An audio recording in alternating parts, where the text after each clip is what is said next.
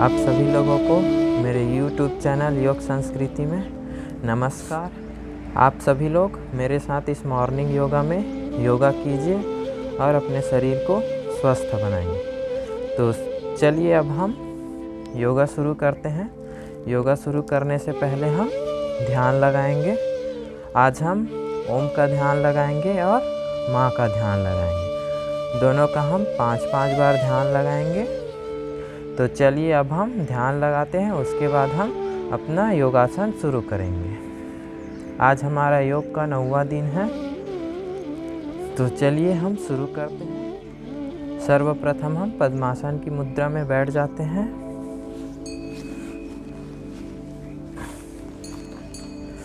सबसे पहले हम ओम का ध्यान लगाएंगे। अपने उंगलियों को इस प्रकार से कर लीजिए। गहरी श्वास लेके छोड़ दीजिए और अपनी आंखें बंद कर लीजिए।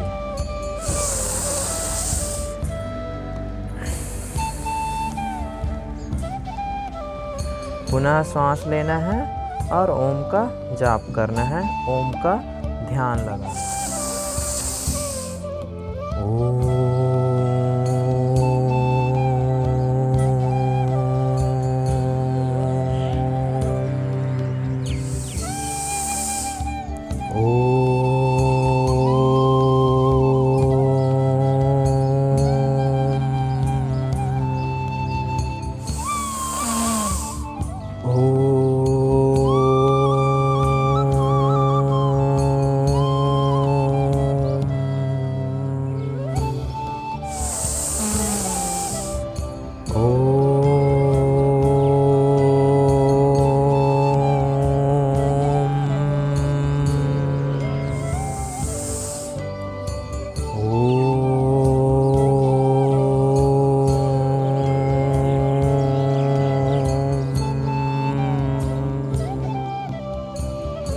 जब ओम का ध्यान हो जाए तो हम माँ का ध्यान लगाएंगे।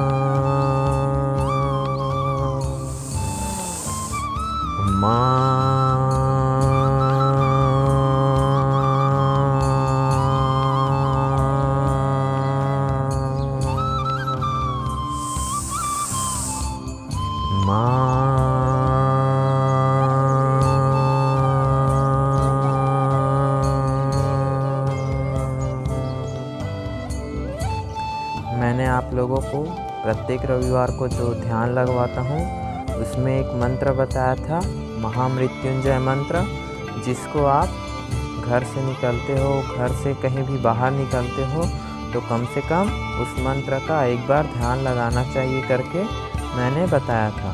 तो चलिए अब हम महामृत्युंजय मंत्र का भी एक बार ध्यान लगाते हैं। ओम त्र्यंबकं यजामहे सुगंधिं पुष्टिवर्धनम् उर्वारुकमिव बन्धनान् मृत्योर्मोक्षयमामृतात्। ओम स्वः भुवः। चलिए हमारा ध्यान हो गया। अब हम इसके पश्चात योगासन करेंगे। अपने दोनों हथेलियों को आपस में रगड़िए।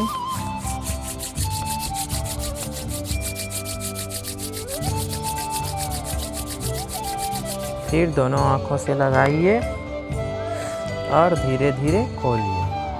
चलिए अब हम सर्वप्रथम अपने शरीर को ढीला करते हैं। शरीर को ढीला करने के लिए सर्वप्रथम हम अपने पैरों को ढीला करते हैं। पैरों को लंबा कर लेते हैं और अपने पैरों को आगे पीछे कुछ इस तरह से करना है।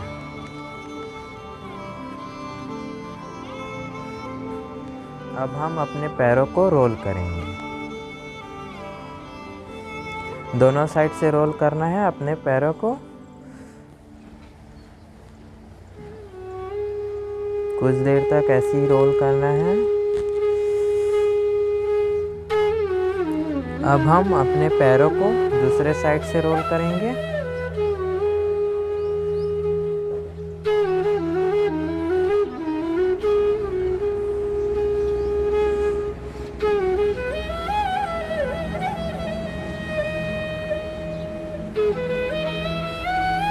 इस प्रकार से अपने पैरों का मसाज करना है,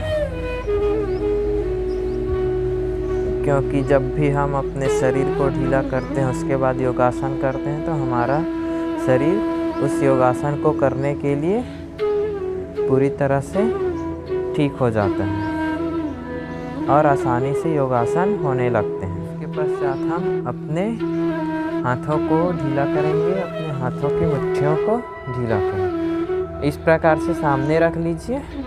फिर अपने मुट्ठियों को ऊपर नीचे ऊपर नीचे ऊपर नीचे इस प्रकार से रोज अभ्यास करते रहना है। कोई भी योगासन करते हैं तो सबसे पहले शरीर ढीला कर लेना है। ऊपर नीचे इस प्रकार से।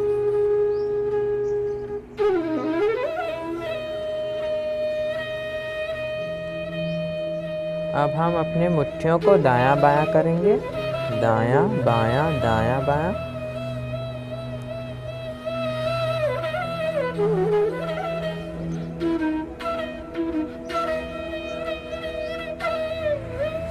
अपनी मुट्ठियों को अब हम दोनों तरफ से रोल करेंगे।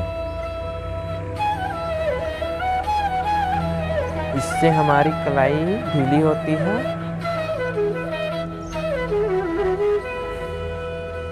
इस प्रकार से हमको रोल करना है और दोनों तरफ से रोल करना है। एक साइड से हो जाए तो हमको दूसरी तरफ से रोल करना है। अब हम चक्की चालन आसन करेंगे। सर्वप्रथम इस तरह से अपने पैरों को फैलाकर बैठ लीजिए और अपने हाथों को इस तरह से बांध के रख लीजिए, जैसे हम किसी चीज़ को पकड़े हैं उस प्रकार से। फिर चक्की चालन आसन करना है। श्वास भरते हुए जाना है, फिर श्वास छोड़ते हुए वापस आना है।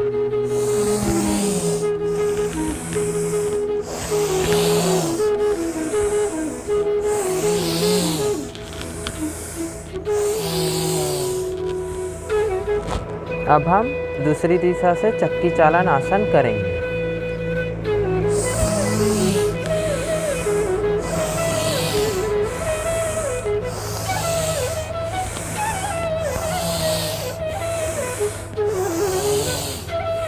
नौका चालन आसन करते हैं। श्वास भरते हुए नीचे झुकना है, श्वास छोड़ते हुए वापस आना है।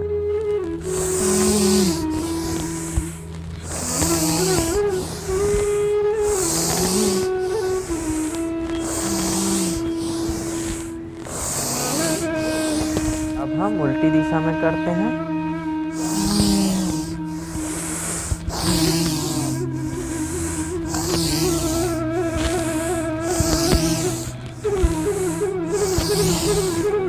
इसके बाद हम अपने पूरे शरीर को अच्छी तरह से और ढीला करेंगे ताकि हमारे शरीर में थोड़ी और स्फूर्ति आए।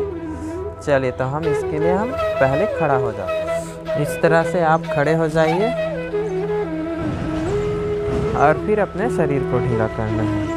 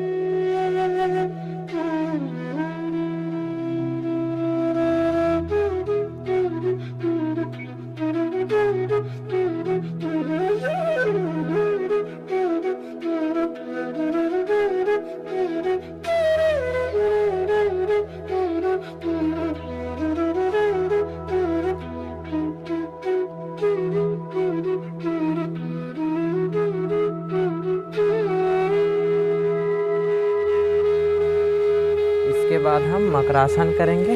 मकरासन करने के लिए सर्वप्रथम हम पेट के बल लेट जाते हैं। इस तरह से आप पेट के बल लेट जाइए, 4 बार सांस लीजिए और 4 बार सांस छोड़िए।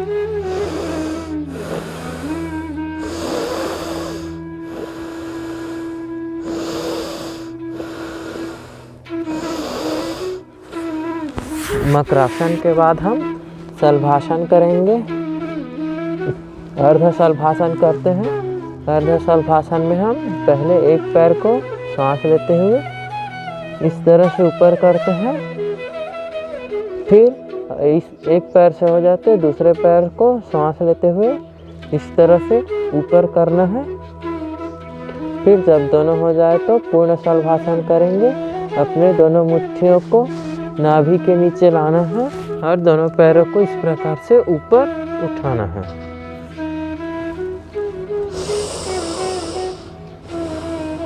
और इसी मुद्रा में रहते हुए हम 4 बार सांस लेंगे और 4 बार सांस छोड़ेंगे।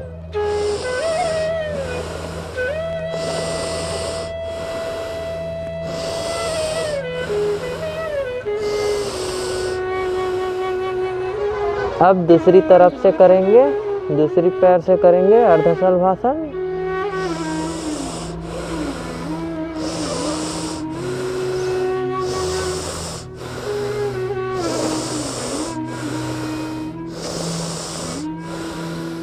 इसके पश्चात हम पूर्ण शलभासन करेंगे। अपने दोनों हाथों की मुट्ठी को बांध लीजिए और नाभि के नीचे ले लीजिए। सांस लेते हुए अपने दोनों पैरों को ऊपर करना है।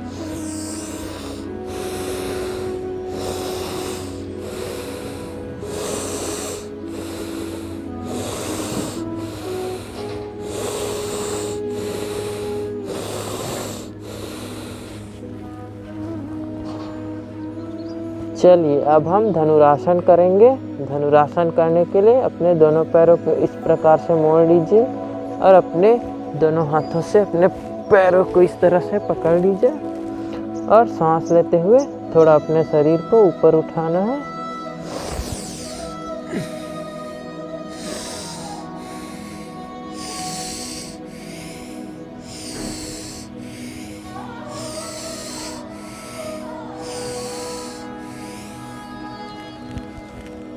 अब हम चक्रासन करेंगे।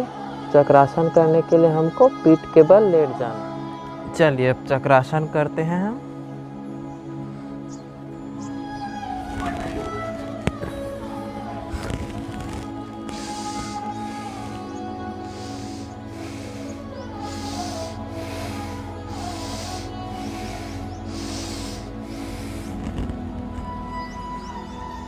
सर्वांग आसन करते हैं। सर्वांग आसन करने के लिए अपने दोनों हाथों को कमर के पास ले जाइए और दोनों पैरों को इस प्रकार से ऊपर कीजिए। अब अपने दोनों हाथ में प्रेशर डालते हुए अपने कमर को ऊपर उठाइए और 90 डिग्री का कोण बनाइए, 90 डिग्री एंगल बनाइए।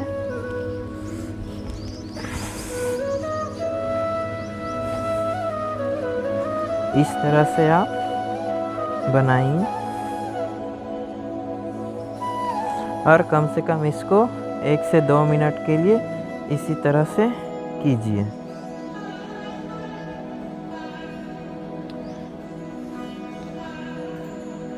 इस आसन को सभी आसनों में श्रेष्ठ आसन माना गया है क्योंकि इसके बहुत सारे फायदे भी होते हैं, इसलिए इसको सर्वांग आसन भी कहा जाता है।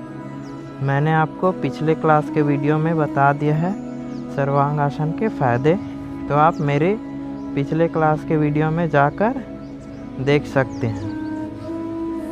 चलिए अब हम हलासन करते हैं।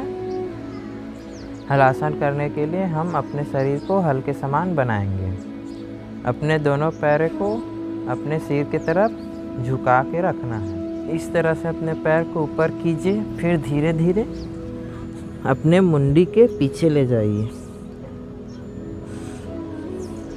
इसका भी अभ्यास आपको कम से कम 1 मिनट से लेकर 2 मिनट के लिए करना चाहिए।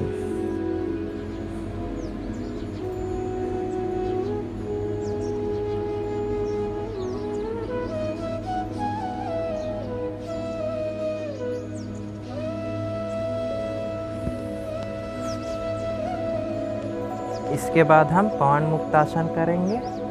अर्ध पवन मुक्तासन करते हैं दोनों पैरों से।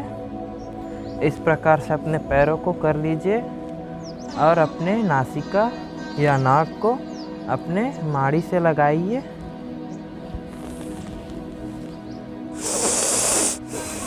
और श्वास लीजिए, कम से कम 4 बार श्वास लीजिए।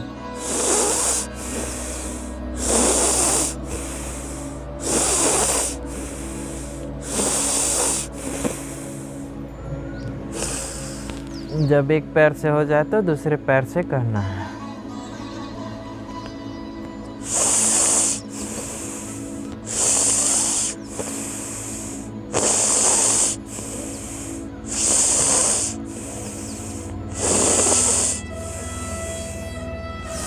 जब दोनों पैर से हो जाए तो पूर्ण पवन मुक्तासन करना है।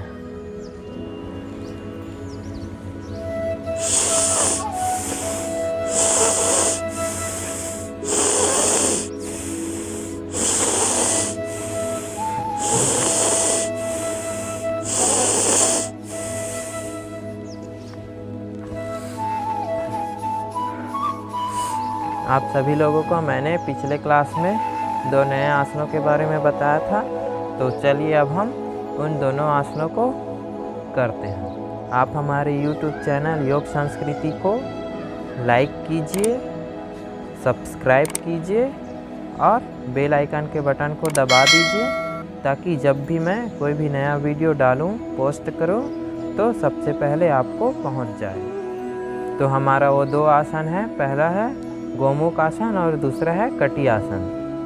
तो पहले हम गोमुख आसन देखेंगे, उसके बाद हम कटी आसन देखते हैं। तो चलिए हम सर्वप्रथम गोमुख आसन देखते हैं। गोमुख आसन को करते कैसे हैं। सर्वप्रथम हम अपने बाएं घुटने को इस प्रकार से मोड़ लेते हैं और उसमें बैठ जाते हैं। जो घुटना हमारा ऊपर है उस घुटने की तरफ के हाथ को पीछे ले जाना है इस प्रकार से। फिर जो बचा हुआ हाथ है उसको इस प्रकार से पीछे ले जाना है और पीछे ले जाकर अपने दोनों हाथ को लॉक कर लेना है। इस प्रकार से अपने दोनों हाथ को लॉक कर लेना है। इस मुद्रा में कुछ देर तक रहना है। चलिए अब हम इसके लाभ देखते हैं। गोमुख आसन को करने से बहुत अच्छा लाभ होता है। जिनको पीठ दर्द की समस्या होती है वो ठीक होती है। साथ ही साथ जिनके लिए मधुमेह का उपचार चल रहा है उनके लिए भी यह आसन बहुत ही लाभकारी होता है। जिनको श्वास संबंधी समस्या है, खांसी की समस्या है, उनके लिए भी यह आसन बहुत ही अच्छा है। जिनको हृदय रोग से संबंधित समस्या है उनको भी यह आसन रोज करना चाहिए, रोज अभ्यास करना चाहिए। पीठ दर्द की समस्या अच्छे से दूर होती है, तो आप इस आसन का रोज अभ्यास कीजिए। इसके बाद हम कटी आसन देखते हैं। कटी आसन को कैसे करना है वो देखते हैं। कटी आसन करने के लिए हमको पीठ के बल लेट जाना है। लेटने के बाद हम अपने दोनों पैरों के अंगूठे को अपने दोनों हाथों से पकड़ना है और खींचना है। इस प्रकार करने के लिए है। और यह आसन करते हैं तो हमारा सिर और हमारा कमर दोनों ज़मीन में टिका रहना चाहिए। चलिए अब हम इसके लाभ देखते हैं। कमर और पेट के सभी रोगों में इस आसन को किया जा सकता है। हृदय की शक्ति बढ़ती है, हमारा जो हार्ट है उसका काम करने की क्षमता बढ़ता है। पेट दर्द में यह आसन रामबाण आसन है। जिनको पेट दर्द की समस्या हमेशा बनी रहती है उनके लिए यह आसन रामबाण आसन है। तो आप कटी आसन का अभ्यास करते रहिए। फेफड़े एवं कंधे मजबूत होते हैं। जो हमारा फेफड़ा होता है, जिनके माध्यम से हम सांस अच्छी तरह से लेते हैं, वो हमारा फेफड़ा मजबूत होता है और हमारा सीना चौड़ा होता है, कंधा चौड़ा होता है और अच्छा मजबूत भी बनता है। तो आप इस आसन का अभ्यास कीजिए। मैंने इसके लाभ बता दिए हैं। आज का हमारा 2 आसन हो गया, गोमुख आसन और कटी आसन। तो तो चलिए अब हम सूर्य नमस्कार करते हैं। सूर्य नमस्कार करने के बहुत अच्छे फ़ायदे होते हैं, तो हमको रोज़ सूर्य नमस्कार करना चाहिए कि नहीं? ठीक है, तो अब हम सूर्य नमस्कार करते हैं। तो चलिए हम सूर्य नमस्कार स्टार्ट करते हैं। पहला प्रणाम आसन, दूसरा हस्तोत्तानासन, तीसरा पश्चिमोत्तासन, चौथा अश्व संचालनासन, पांचवा पर्वतासन, छठवा अष्टांगासन, सातवां भुजंगासन, आठवां पर्वतासन, नौवां अश्व संचालनासन, 10वां पश्चिमोत्तासन, 11वां हस्तोत्तानासन, 12वां नमस्कार आसन। अब इसी को हम गिनती के साथ करते हैं। 1 2 3 4 5 6 7 8 9 10 11 12।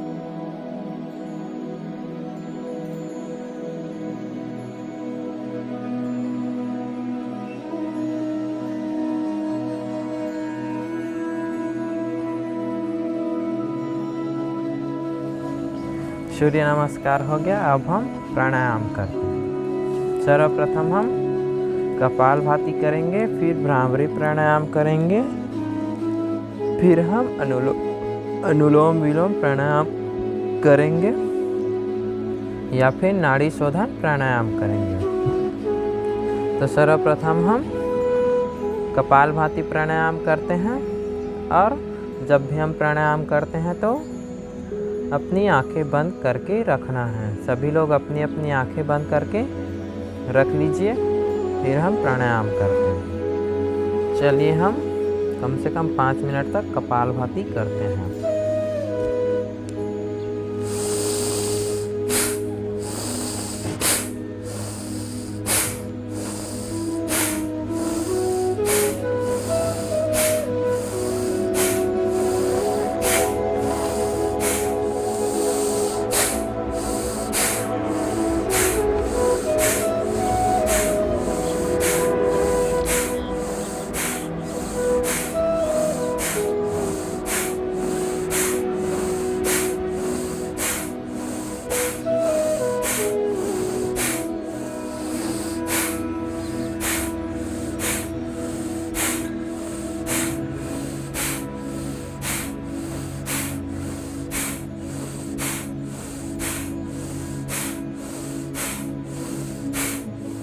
इसके पश्चात हम भ्रामरी प्राणायाम करेंगे। 5 बार हम भ्रामरी प्राणायाम करते हैं। अपने अंगूठे से दोनों कानों को बंद कर दीजिए और उंगलियों से आँख को बंद कर दीजिए और भौरे की तरह गुंजन करना है।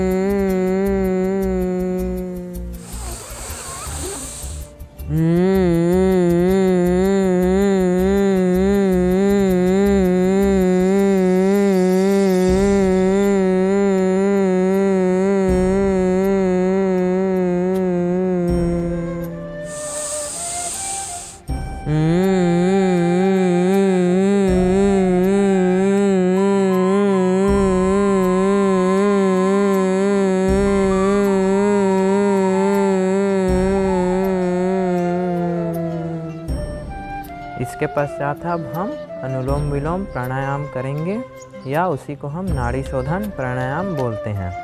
तो चलिए अब हम अनुलोम विलोम प्राणायाम करते हैं। एक नाक से सांस लेना है तो दूसरी नाक से सांस छोड़ना है। इसको आप घर में कम से कम 15 से 30 मिनट तक के लिए अभ्यास कीजिए। बहुत ही लाभकारी प्राणायाम है।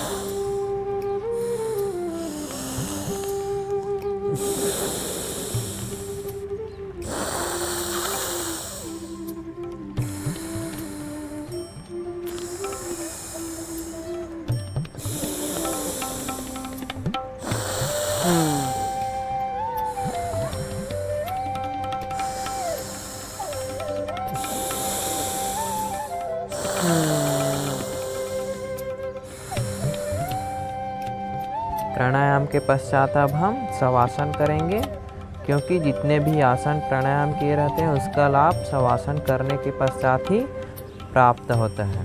तो चलिए हम शवासन के लिए पीठ के बल लेट जाते हैं और अपनी आँख को बंद ही रखना है।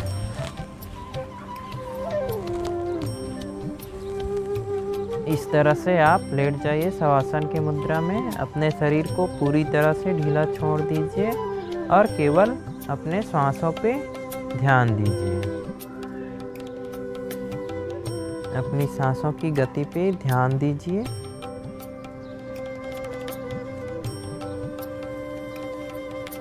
अब अपना ध्यान अपने दोनों पैरों पे ले जाइए। दोनों पैरों के उंगलियों पे ले जाइए।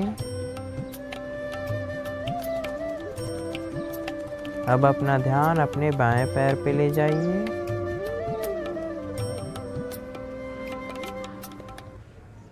बाएं पैर के घुटनों पे ले जाइए।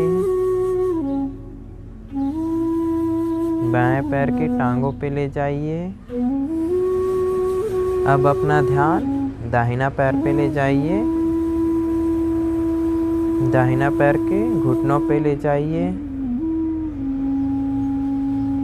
दाहिना पैर के टांगों पे ले जाइए।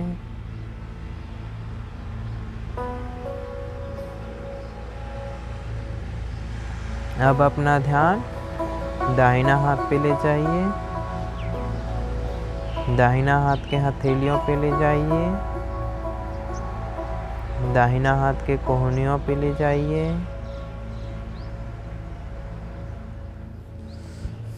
अब अपना ध्यान बाएं हाथ पे ले जाइए। बाएं हाथ के हथेलियों पे ले जाइए। बाएं हाथ के कोहनी पे ले जाइए, बाएं कंधे पे ले जाइए। अब अपना ध्यान अपने नाभि पे ले आइए। अब अपना ध्यान अपने फेफड़ों पे ले जाइए। अब अपना ध्यान अपने हृदय पे ले जाइए। हृदय की गति को महसूस कीजिए। अब अपना ध्यान अपने मस्तिष्क पे ले आइए। आज्ञा चक्र पे ले जाइए, जहाँ पर आप टीका लगाते हैं, बिंदी लगाते हैं, वहाँ पास अपना ध्यान केंद्रित कीजिए।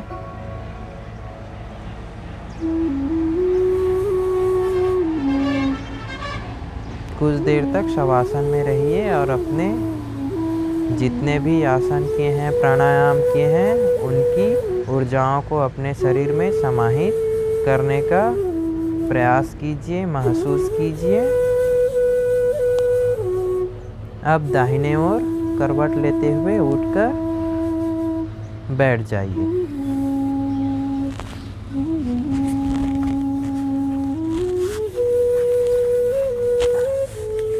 और अपनी आंखों को बंद ही रखिए।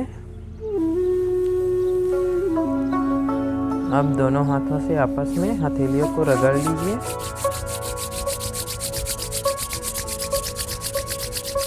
फिर अपने आंखों से लगाइए और आंख को धीरे धीरे खोलिए। आज की योगासन में इतना ही। आप सभी लोग इसी प्रकार से रोज योगासन करते रहिए और अपने शरीर को स्वस्थ बनाते रहिए, अपने शरीर को हेल्थी बनाते रहिए और अपने शरीर की इम्यून सिस्टम को स्ट्रांग बनाते रहिए। मैं आप लोगों को नेक्स्ट डे 2 और नए आसन बताऊंगा।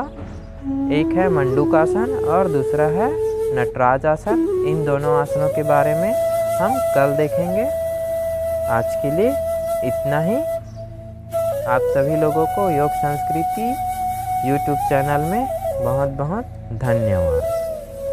अब हम नेक्स्ट डे मिलते हैं नए आसनों के साथ, नए आसन के लाभों के साथ।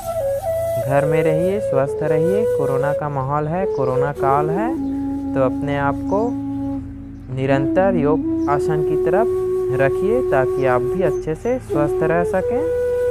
कोरोना महामारी के दौरान अपने शरीर के इम्यून सिस्टम को बूस्ट करना बहुत ज़रूरी है।